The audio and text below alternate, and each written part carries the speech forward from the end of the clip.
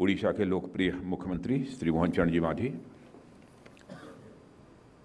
केंद्रीय मंत्री श्री धर्मेंद्र प्रधान जी, उड़ीसा भारतीय जनता पार्टी अध्यक्ष श्री मनमोहन जी शामल, उप मुख्यमंत्री श्री केवी सिंहदेव, उप मुख्यमंत्री श्रीमती प्रभाती परिडा और उड़ीसा विधानसभा अध्यक्ष श्री सुरमा पाड़ी जी, मंत्री रवि नारायण जी, पृथ्वीराज जी, नित्यानंद जी, कुशान जी, स्पंद जी, प्रताप जी, सूर्यवंशी जी और डॉक्टर देवेंद्र प्रधान स्मृति समिति के अध्यक्ष श्री समीर मोहंती, पूर्व मंत्री श्री निरंजन पटनायक, प्रफुल्ल धड़े, श्री अमर सतपथी, प्रदेश प्रभारी श्री विजयपाल तोमर और प्रख्यात पत्रकार सौम्य रंजन जी पटनायक जी कहाँ हैं?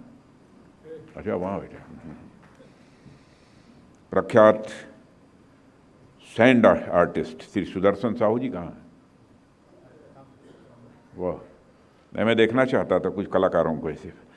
प्रख्यात लेखिका सुश्री प्रतिभा जी राय, वाह, वेरी गुड।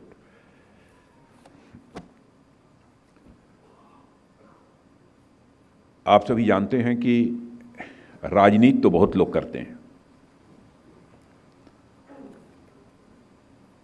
और आज के कुछ वर्षों पहले आपने देखा होगा और आज भी ऐसे कुछ लोग होंगे। मैं उड़िया में नहीं बोल सकता इसलिए हिंदी में ही बोल रहा हूँ और मैं बहुत समझने की कोशिश कर रहा था इसके पहले जो भी वक्ता थे, लेकिन मैं समझ नहीं पा रहा था, तो थोड़ा बहुत मैं धर्मेंद्र जी से मैं पूछ रहा था कि क्या बोल रहे हैं।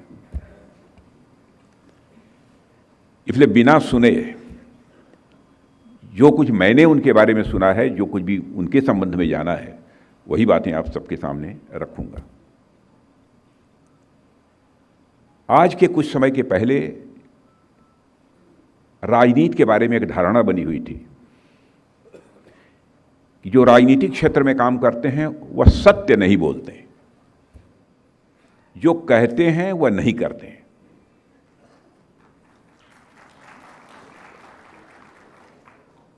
और इतना ही नहीं, यदि किसी के ऊपर कोई आरोप लगाना होता था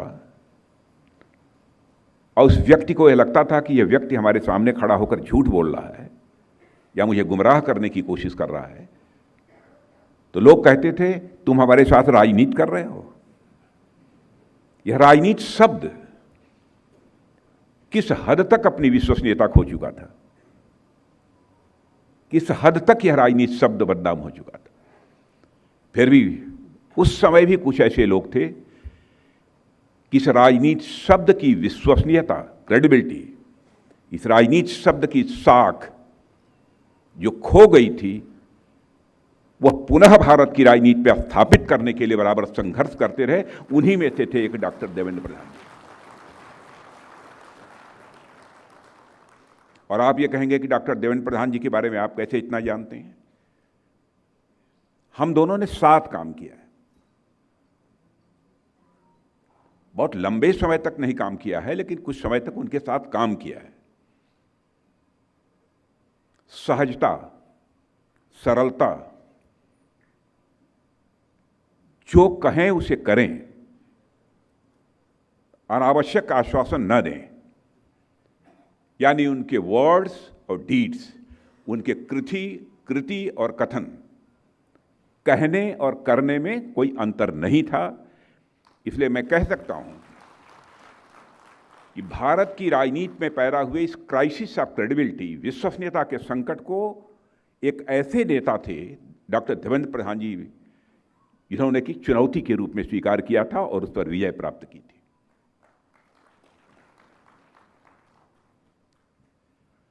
और उनका कितना सहज और सरल व्यक्तित्व था, मैं समझता हूं कि हमसे ज़्यादा आप लोग जानते हैं। हम दोनों साथ काम किए हैं और सचमुच उनके साथ मिलने पर, उनके साथ बातचीत करने पर मुझे सुखद अनुभूति होती थी।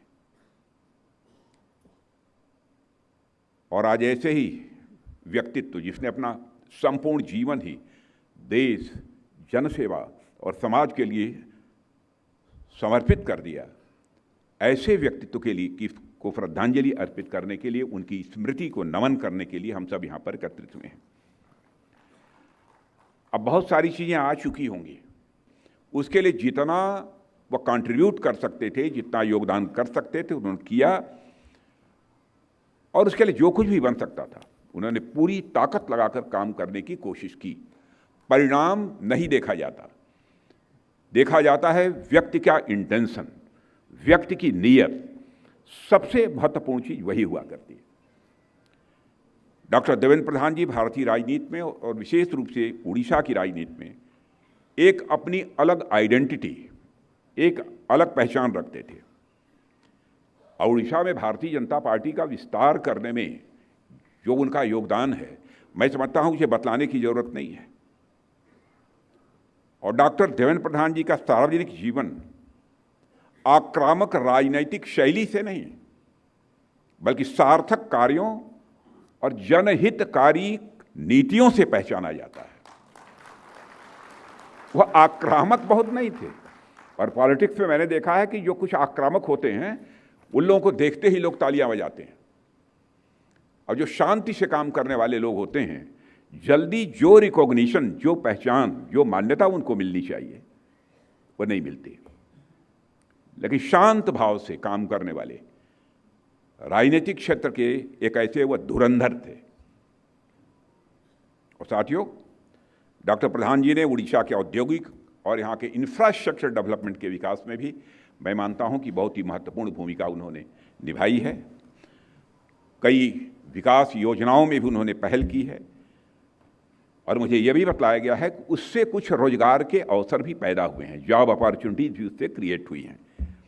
उन्होंने शिक्षा और स्वास्थ्य के क्षेत्र में भी कुछ रिफॉर्म्स किए हैं। ग्रामीण क्षेत्रों में स्वास्थ्य सुविधाओं को मजबूत करने के लिए उनके द्वारा भी प्रयास किए गए हैं, जिससे चिकित्सा सुविधाएं दूर दराज के गांवों तक पहुँचें। मैं फिर से इस बात को कहना चाहता हूँ, जो कुछ भी उनके बारे में मैं कहूँगा पूरी ईमानदारी से कहूँगा। मैं यह दावा नहीं करना, उनके प्रयास से गांव-गांव तक, दूर दराज तक चिकित्सा सुविधाएं पहुंच गई। लेकिन इतना मैं दावे के साथ कह सकता हूं, अपने तय उन्होंने पूरी कोशिश की है और ईमानदारी के साथ कोशिश की है।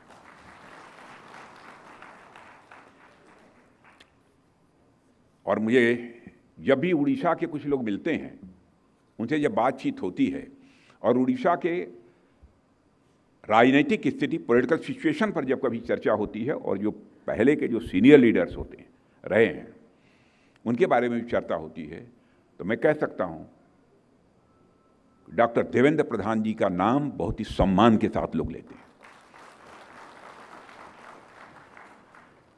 अब उड़ीसा में ऊर्जा और पेट्रोलियम क्षेत्र में भी उन्होंने इन्वेस्टमेंट को बढ़ाने के लिए भी कुछ पहलें की हैं, और राष्ट्रीय और अंतर्राष्ट्रीय स्तर पर जहाँ पर भी बातचीत की जा सकती है वह भी उन्होंने करने की कोशिश की है। एक उनके मन की तड़पन थी कि हमारे उड़ीसा की गरीबी समाप्त होनी चाहिए। इस उड़ीसा के आर्थिक हालात बेहतर होना चाहिए, और उस सपने को पूरा करने के लिए जो कुछ भी थोड़ा बहुत समय सरकार में रहते हुए काम करने को उनको मिला है, उस समय उन्होंने करने की अपनी तरफ से भरपूर कोशिश की है। और इस सच्चाई को कोई नकार नहीं सकता है कि भारतीय जनता पार्टी को उड़ीसा में एक मजबूत ताकत बनाने में डॉक्टर देवेंद्र प्रधान जी का जो योगदान है, उस योगदान को कभी भुलाया नहीं जा सकता। 3 बार वह भारतीय जनता पार्टी के यहाँ अध्यक्ष रहे हैं, और इन तीनों कार्यकाल के दौरान उन्होंने राज्य में पार्टी के संगठन को जमीनी स्तर पर मजबूत करने की कोशिश की है, और कार्यकर्ताओं के साथ एक सीधा संवाद स्थापित करना, कार्यकर्ताओं के साथ भावनात्मक रिश्ता स्थापित करना, यह एक उनका स्वभाव था। That was the part of his nature.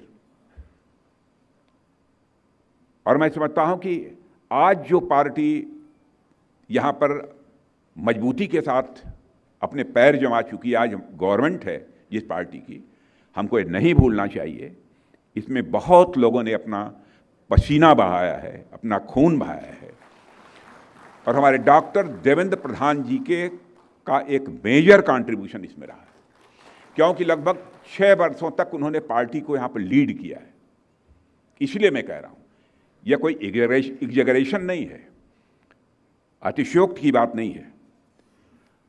और यही कारण है कि आज यहाँ पर पार्टी इतनी मजबूत है।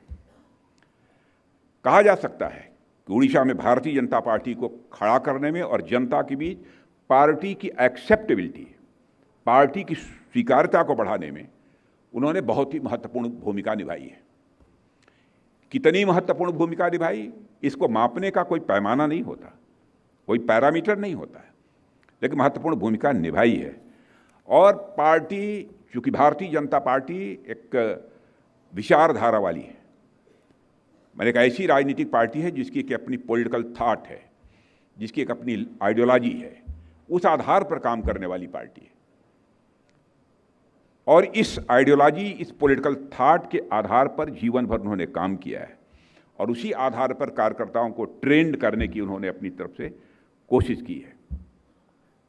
अब आप ये कहेंगे कि भारतीय जनता पार्टी का पॉलिटिकल थॉट क्या है, बहुत लंबा विषय है, बस 2-3-4 वाक्यों में मुझे कहना हो।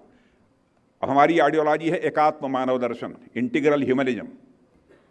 तो क्या हम चाहते हैं? हम यही चाहते हैं, परमात्मा ने हर इंसान को तन दिया है, मन दिया है, बुद्धि दी है और सबसे बड़ी चीज आत्मा। स्वामी जी बैठे हैं, मनुष्य के जीवन की जो चरम इच्छा, जो सबसे बड़ी इच्छा होती है, वो होती है आत्मा का परमात्मा से मिलन हो जाना, यानी मोक्ष की प्राप्ति। यही मनुष्य चाहता है अपने जीवन में ना। तो हमारी भारतीय जनता पार्टी की आइडियोलॉजी, जिसको डॉक्टर देवेंद्र प्रधान जी मानते थे, वह यही थी, तन मन बुद्धि आत्मा। हम राजनीति कर रहे हैं तो इस बात का ध्यान रखना पड़ेगा, तन को क्या चाहिए, मन को क्या चाहिए, बुद्धि को क्या चाहिए और आत्मा को क्या चाहिए। बहुत विस्तार में नहीं जाना चाहता हूं, कुछ ही वाक्यों में आपके सामने रखूंगा। जिस आइडियोलॉजी को डॉक्टर देवेंद्र प्रधान जी मानते थे, उस एकात्म मानव दर्शन में हर मनुष्य के तन को, यानी उसके शरीर को, तन के सुख के लिए धन धान्य चाहिए, खाने के लिए भोजन चाहिए, पहनने के लिए कपड़ा चाहिए, चलने के लिए गाड़ी चाहिए। यह जो मिनिमम रिक्वायरमेंट्स जो होती हैं, उससे मनुष्य को शारीरिक सुख मिलता है। लेकिन आपके पास सारा सब कुछ हो और फिर आपको आकर कोई गाली दे दे तो सब बेकार है। तो तन के सुख के लिए धन धान्य चाहिए, मन के सुख के लिए मान सम्मान चाहिए। लेकिन मान लीजिए आपका धन धान भी है, लोग आप सम्मान भी करते हैं, लेकिन आपको समझ में नहीं आता है, बुद्धि ही नहीं काम कर रही है, तो बुद्धि के सुख के लिए ज्ञान चाहिए। और चौथी चीज आत्मा। अभी इलैबोरेट में इसको और बहुत ही सरल तरीके से कर सकता था, लेकिन समय नहीं है। आत्मा के सुख के लिए व्यक्ति की यही जीवन की अंतिम इच्छा होती है, हे परमात्मा, मैं जीवन के सारे बंधनों से मुक्त हो जाऊं और अंतिम जीवन के अंत में मुझे मोक्ष प्राप्त हो, यानी आत्मा का मिलन परमात्मा से हो जाए।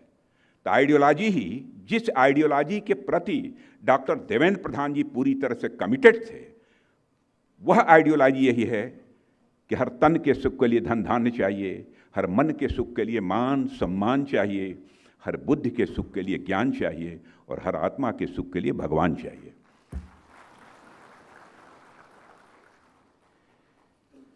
और उनके बहुत सारे कॉन्ट्रीब्यूशंस हैं।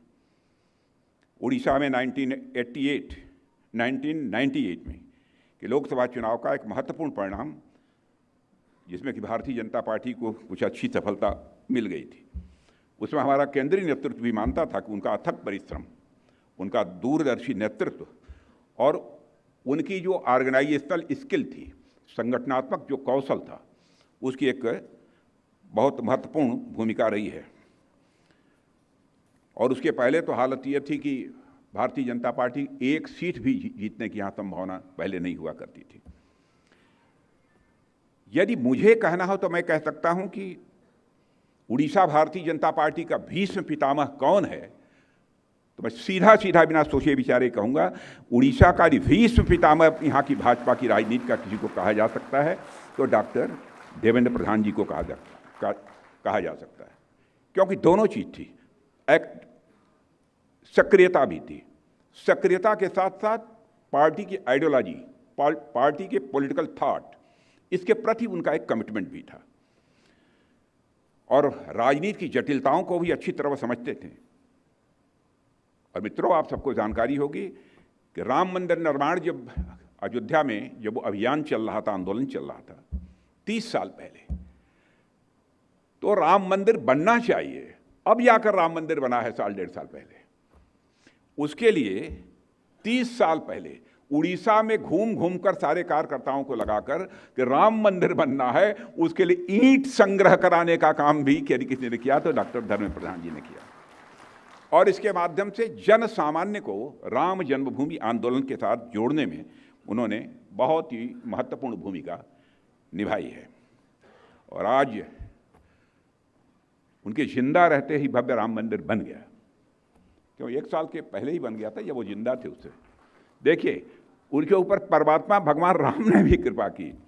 घबराओ मत, हमारे लिए ईंट इकट्ठा किया था ना, तुम्हारे जिंदा रहते हुए ही हमारी प्रतिमा स्थापित हो गई, आ गए अयोध्या में भगवान राम। कई जिम्मेदारियां केंद्र सरकार में उन्होंने संभाली हैं और राष्ट्रीय नीतियों के निर्माण में भी उनकी एक सक्रिय भूमिका रही है। ऊर्जा, पेट्रोलियम और प्राकृतिक गैस क्षेत्रों में भी उन्होंने कई योजनाओं को लागू करने में योगदान दिया है। और एक सोच उनकी और थी, ऊर्जा के मामले में, एनर्जी के मामले में भारत आत्मनिर्भर बनना चाहिए।